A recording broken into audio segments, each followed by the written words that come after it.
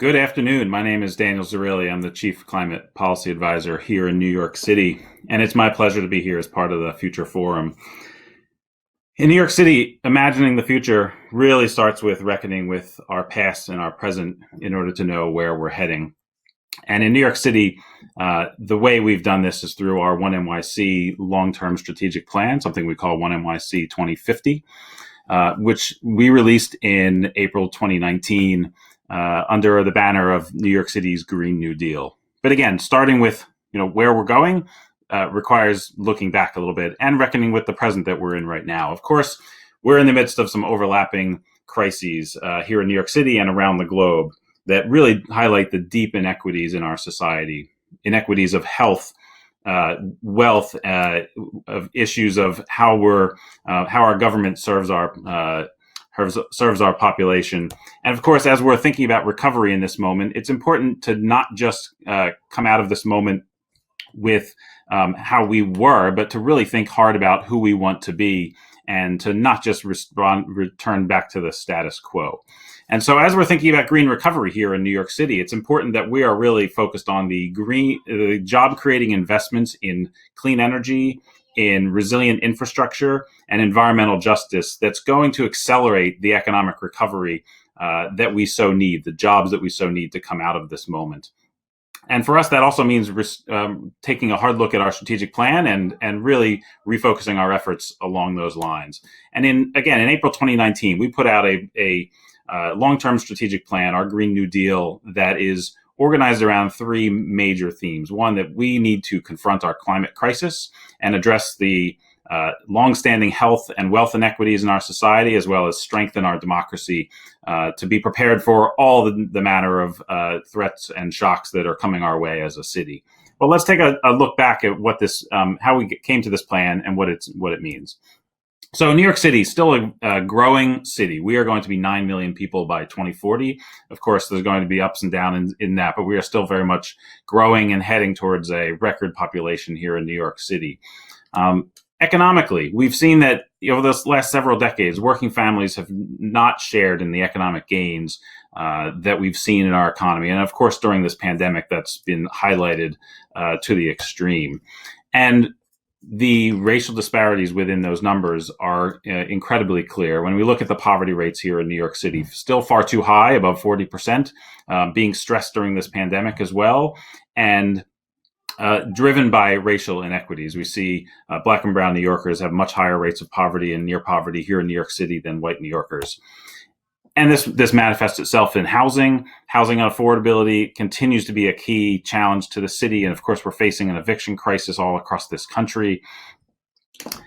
And we know that all of this will only get worse as our climate threats continue to grow. Here in New York City, we work with the New York City Panel on Climate Change to really understand the threats that we face and what that's going to mean as the city gets hotter, as it gets wetter, as we face more storms, the number of days above 90 degrees tripling by 2050. The threats that we face here in New York City from climate are real. We've lived them with Hurricane Sandy already, and they're only getting worse. On the good news, New York City has peaked its emissions. But global emissions continue to rise. And while our emissions are down, what happens across the globe, of course, matters in every coastal city, in every community across the country. And just at this moment when we need to be able to come together to solve big global challenges, we face massive threats to our democracy. Trust in government is down at its all-time low here in the United States. And the rise in nationalism and intolerance is threatening to pull us apart all across the globe. And that's why New York City has stepped up and put together this strategic plan to help address these challenges, to help build a better, more livable future for the next generation. And for us, that comes through in these three key themes that we need to address, that we need to confront our climate crisis and really deal with not only the risks that we already face from climate change here in New York City, the storms and the heat and so forth, but also getting at the root causes of what's causing this crisis are the fossil fuels, and the fossil fuel industry that has caused this. But we also, at the same time, need to recognize the environmental injustices that have happened in the city, the health and wealth inequities, and really getting at the heart of those is critical. And bringing all New Yorkers into the civic and democratic life of our city is what's going to strengthen our city, strengthen our democracy, and really put us on track to solving these grand challenges. And so, in New York City, we put together this Green New Deal with those major three themes coming through in eight major goals that we've set for ourselves. That we want to have a vibrant democracy, and we're seeing, of course, in the run up to the election, the interest and the high levels of voting that we're already seeing in early voting across the country. The census and the high levels of participation in the census. Of course, it's tomorrow is of course the deadline. If you haven't filled out the census, do so already.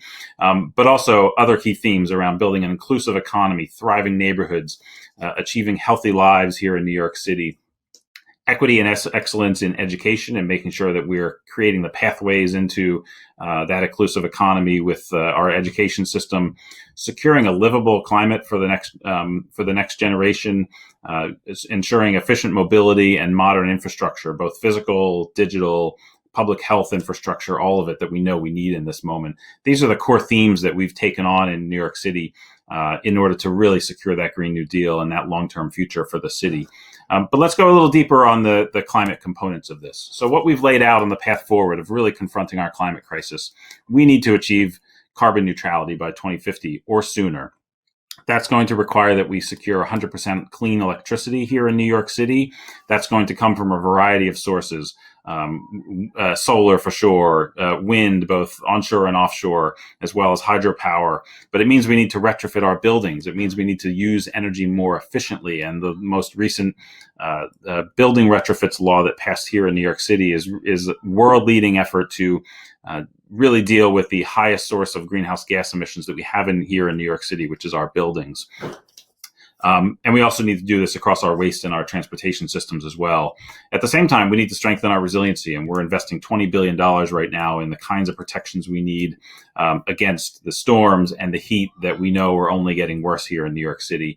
And while we're doing this, we need to make sure we're fighting for climate accountability, for environmental justice, which means divesting from fossil fuels, increasing civic engagement, and making sure that we're educating New Yorkers on the true risks and challenges and solutions of climate change, and creating the economic opportunities in this moment, creating the green jobs that are allowing us to transition to away from fossil fuels, to end the age of fossil fuels, and into a clean energy economy.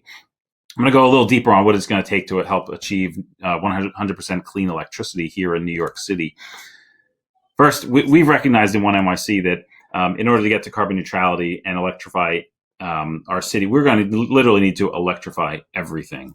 And well, that also means when we look at where our electricity is coming from, still almost half of it across New York State is still coming from fossil fuels. So we have a big uphill battle to overcome in order to get ourselves to 100% clean electricity. And it's even more difficult when we look downstate because of transmission and other considerations. It's a much cleaner grid upstate than it is downstate and in the city. And as a result, about 2/3 of New York City's electricity comes from fossil fuels. Again, a high hill to climb in order to overcome that. And that's why we've been investing in building retrofits, which creates thousands of jobs, which is why we've been divesting from fossil fuels, supporting the local investments in renewables, such as wind, solar, but also stopping projects like the Williams Pipeline and the fossil fuel infrastructure that currently serves our city, and making sure we're not expanding that, but we really need to start winding that down and investing in the sustainable transportation. And Mayor de Blasio in February of this year doubled down on these commitments with new commitments for solar, for offshore wind, and the port infrastructure that's going to be needed for the staging and transportation and installation of turbines across the entire region. We want to secure those jobs here in New York City. And it also means stopping new fossil fuel infrastructure. And Mayor de Blasio signed an executive order in February committing the city and establishing new policy against the installation of fossil fuel infrastructure that serves New York City. Again, we need to be ending the age of fossil fuels, and that means we can't be expanding the infrastructure that's continuing to serve our city. The good news is when we do all that, within the next decade, we can drive fossil fuels to less than 40% of our total annual electricity needs and really put ourselves on the path to carbon neutrality. But this is going to take big actions. It's going to take big commitments in order to secure all the additional energy efficiency and building retrofits that we need here in New York City. That we're going to need, lots of offshore wind, and we need commitments of at least 4,500 megawatts of offshore wind. You see a gigawatt of in-city solar, Canadian hydro, the storage. These are all achievable, but these take incredible actions in order to achieve. But this is what New York City is investing to do. And this is what we need in order to make sure that we are getting ourselves to that livable climate, or livable future here in New York City. And so this is a lot of things that we're doing on the physical side to make sure we're transitioning our energy system, our electricity system, to be in line with the Paris Agreement, to make sure that we're on track for delivering our commitments. But we also need to do things that are even more transformative, which is why in New York City, we are committed to divesting our pension funds and our investments from fossil fuels. In January 2018, Mayor de Blasio and the pension trustees committed to divesting our pension funds from fossil fuel reserve owners, recognizing that the fossil fuel industry not only is underperforming the market and has been for years and years, but that the outlook is poor, the risk of stranded assets is incredibly clear, and that in order to end the age of fossil fuels, we need to be moving our investments away from the dirty, polluting energy of the past and into the clean energy of the future. And so we are divesting our pension funds, but at the same time, we're not just saying no to fossil fuels, we're saying yes to the investments that we need. And we have committed to doubling our investments from $2 billion to $4 billion by next year into climate solutions, renewable energy, energy efficiency, the kinds of things that we need in order to really change the game of how we are investing, and therefore the future that we're pointing ourselves toward. And we're not only doing this here at home. We've worked with C40 cities and the mayor of London to build a large coalition of mayors that are also stepping up to take similar actions on climate finance and fossil fuel divestment. And just several weeks ago, we announced a coalition of 12 mayors across the city, global mayors across 3 continents, that are also committed to this goal of ending fossil fuel investments and investing in climate solutions. And this is a key part of our climate policy here in New York City to really transform and change the game for how investment works and how we're pointing ourselves towards these solutions.